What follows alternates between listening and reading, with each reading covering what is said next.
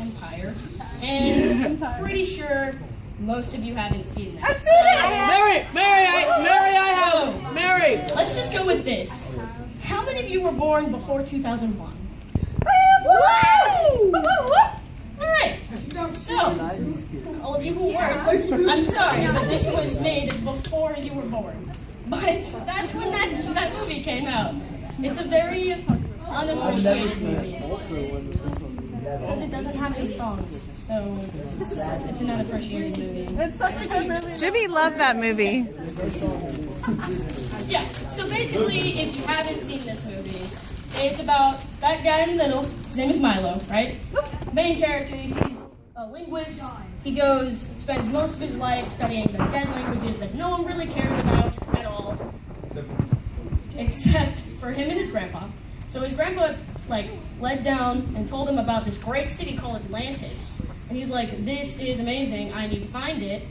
And so he goes to a museum and works for the museum to do a lot of different things just so that he can eventually convince them that Atlantis exists and they need to fund his expedition. So he spends years studying the text that he finds in random locations. At one point he looks at a Viking shield that, who knows where he got that thing, but he failed time and time again because everybody at the museum thinks he's that crazy. Alright? So that is where hopefully this video picks up. It will in just 1 minute. Yeah! It timed out. Yay. And Netflix. So Mary, tell us a joke. I don't have a joke. Oh, we got it. Talk about My yourself. existence. Oh. We love you. I love you. You're awesome, May. They miss you respond, and that's the point.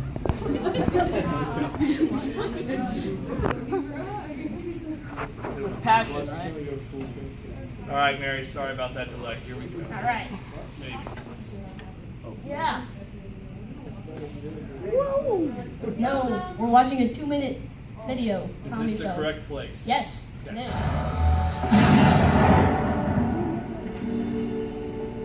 This way, please. And don't trip on the Caravaggio.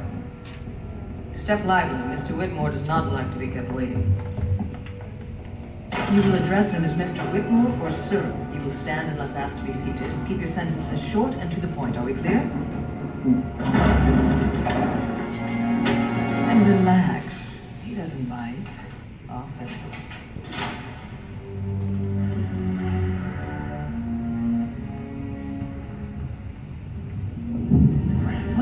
Finest explorer I ever met. Preston Whitmore. Pleasure to meet you, Milo. Join me in a little yoga? No, thank you. Did you really know my grandfather? Oh, yeah. Middle Thaddeus back in Georgetown. Class of 66. We stayed close friends till the end of his days. He dragged me along on some of his hateful expeditions. That's as crazy as a fruit that he was. Spoke of you often. Funny, he never mentioned you. Oh, what? You knew how much like my privacy.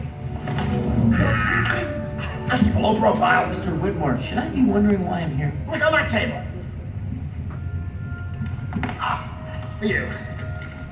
It's from my grandfather. He brought that package to me years ago. He said if anything would have happened to him, I should give it to you when you were ready. Whatever that means. It can't be. It's the Shepherd's Journal. Mr. Whitmore, this journal is the key to finding the lost continent of Atlantis. Atlantis. Wasn't born yesterday, son. No, look at this. Coordinates, clues. It's all right here. Yeah, it looks like gibberish to me. That's because it's been written in a dialect that no longer exists. No, it's useless. No, just difficult. I spent my whole life studying dead languages. It's not gibberish to me. It's probably a fake. Mr. Whitmore, my grandfather would have known that this were a fake. I would know. I will stake everything I own, everything that I believe in, that this is the genuine Shepherd's Journal. All right. So what do you want to do with it? Well, I'll get funding. I mean, the museum. I'll never believe you. I'll show them. I will make them believe. Like you did today. Yes, well, how did you forget about them? Okay, never mind.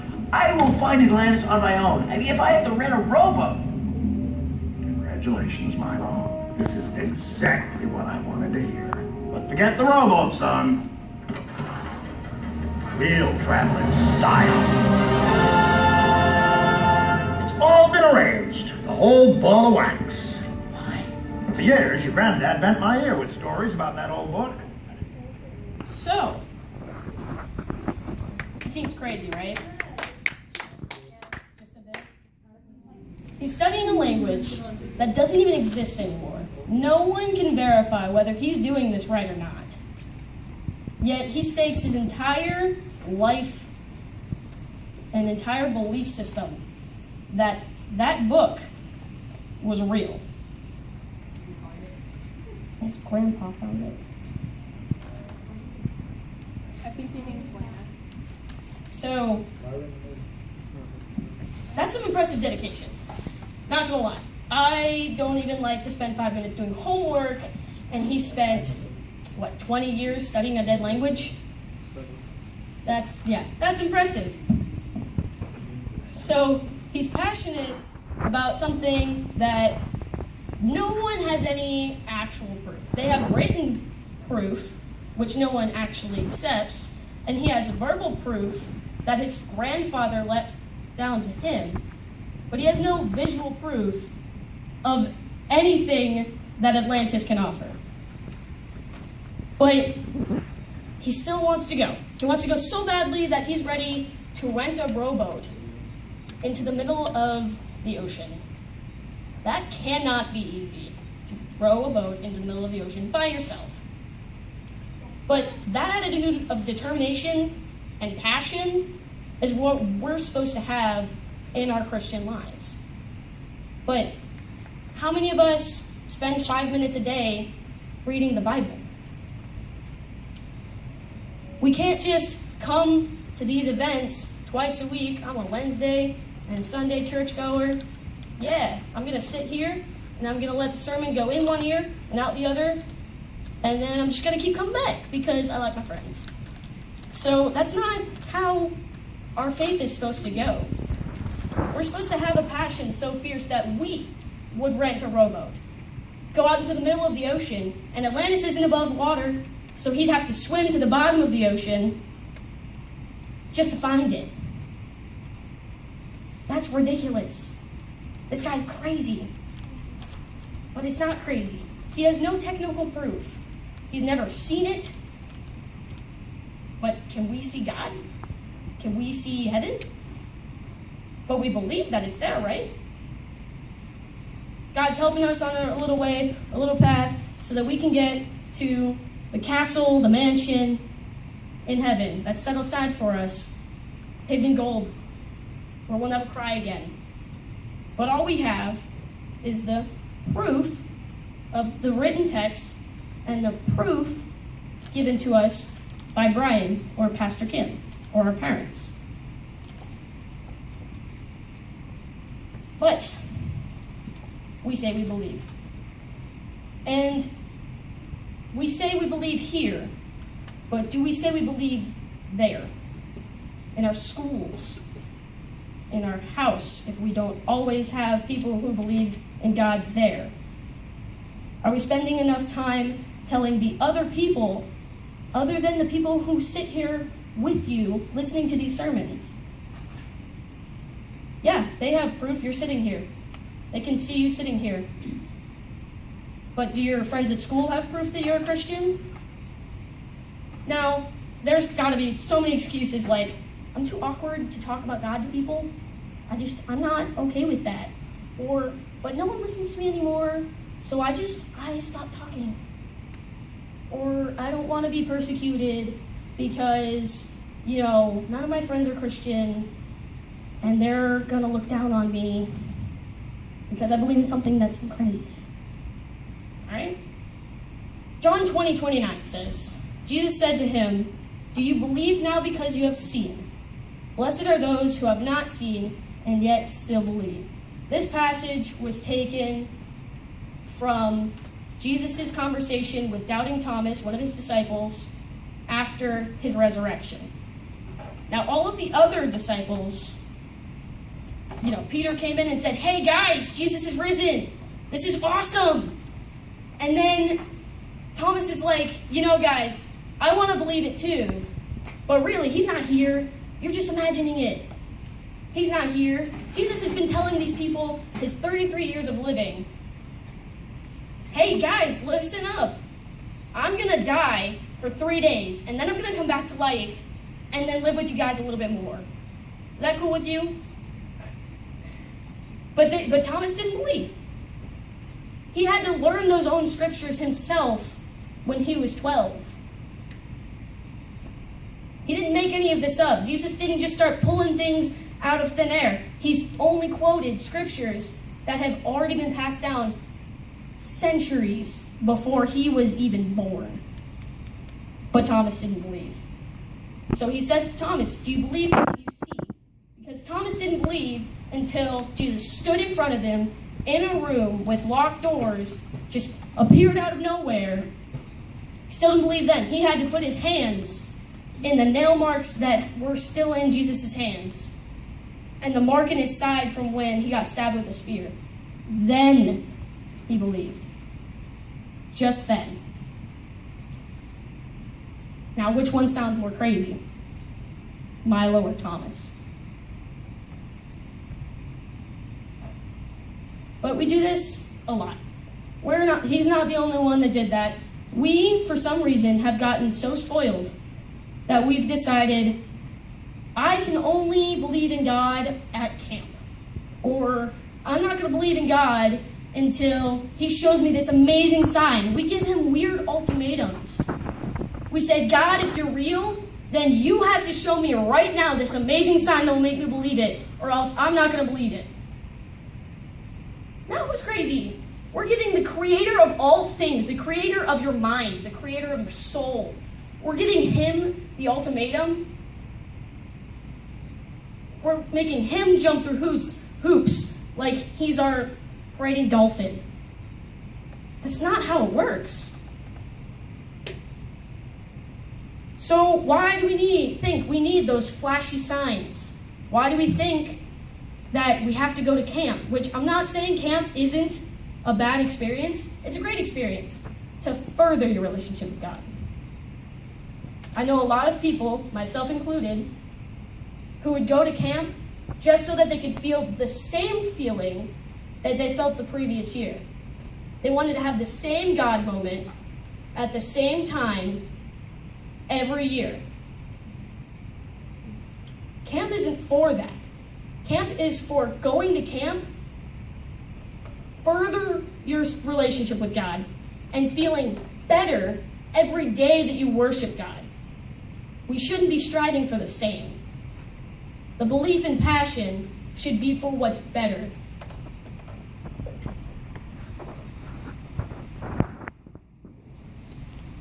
So, do you remember what Milo did to try to find Atlantis? He studied a language that no longer exists. He spent hours trying to tell his bosses that, hey, this thing exists, you need to believe me. Because no one there believed without seeing. So, does a church need $1 million cross? Do we need to spend $400 at camp? No. Because everything we need is already right here. We have a great book, the Bible, written in our own language. We don't have to study it. We learn it in schools. And even then, you have the Message Bible, which further dumbs it down so that we don't have to try that hard to interpret it.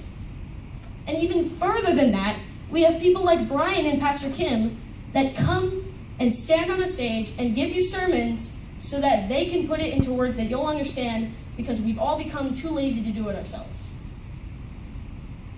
That's not right. That's not what he wants.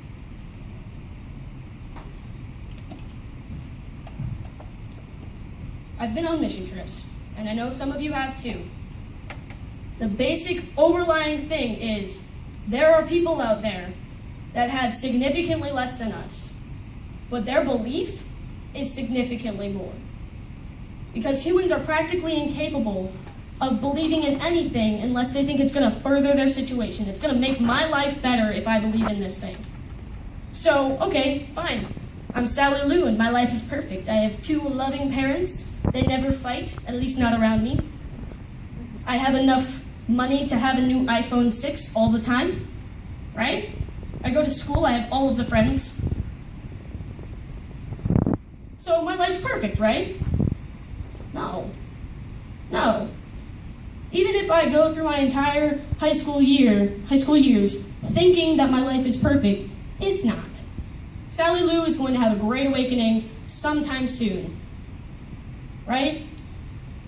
See, I'm a senior, and I'm just learning this now. I need to get further in my relationship with God before it's too late. But I'm about to hit the real world. And then an even realer world after college. So, I don't have as much time as I did before, which is not an excuse. But Sally Lou is sitting here, and she's like, I don't need God because my life is perfect. Well, she's going to come up on graduation year, and she's going to be like, everything's getting really stressful really fast. I think I need God now. Or nothing got stressful, and she keeps going through her life, and she has cancer, and she's on her deathbed. Oh, I think I need God now. How much of a relationship can you really get with a person if you only give them 2 years? Or 4? We have conscious thought by the age of 3. And then by the time we get to 13 is usually the time when we start to make our own belief systems. We start to branch off from what our parents have told us and take what the school tells us and our parents and our friends and try to make it a big mixing pot of what makes you you. Is there God in that? Is there God in that mixing pot? He's like the one ingredient that you need to make your masterpiece taste good.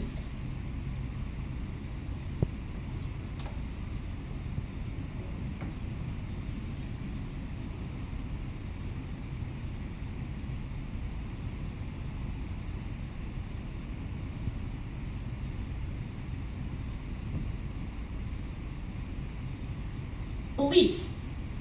It's not an action. You can say it's a verb, and I'll accept that. But it's more than an action.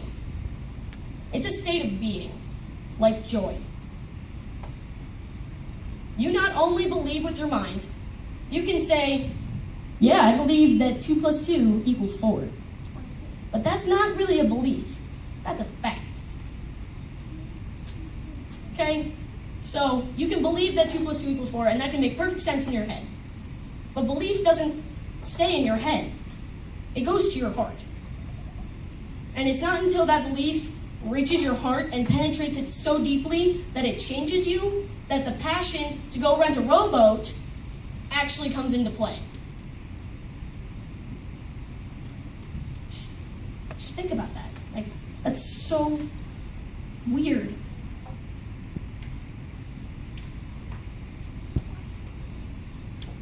Nothing can happen until your heart believes. It's a fact. Because when you're at camp, you think, this is the place that I can believe in God now. So this is the place that I can see Him. Only here. Because this is where I believe that that's supposed to happen.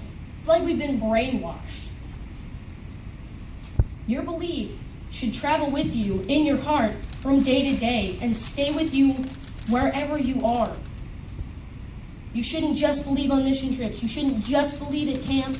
You shouldn't just believe because you think that your church has all the money, and if you don't believe, then, something bad is going to happen to the church. That's not how it works. You need to believe in the state that you are. You need to be ever present all the time in your firm belief that God died, He came back to life, all so that you could be in heaven one day, whether it be sooner or later.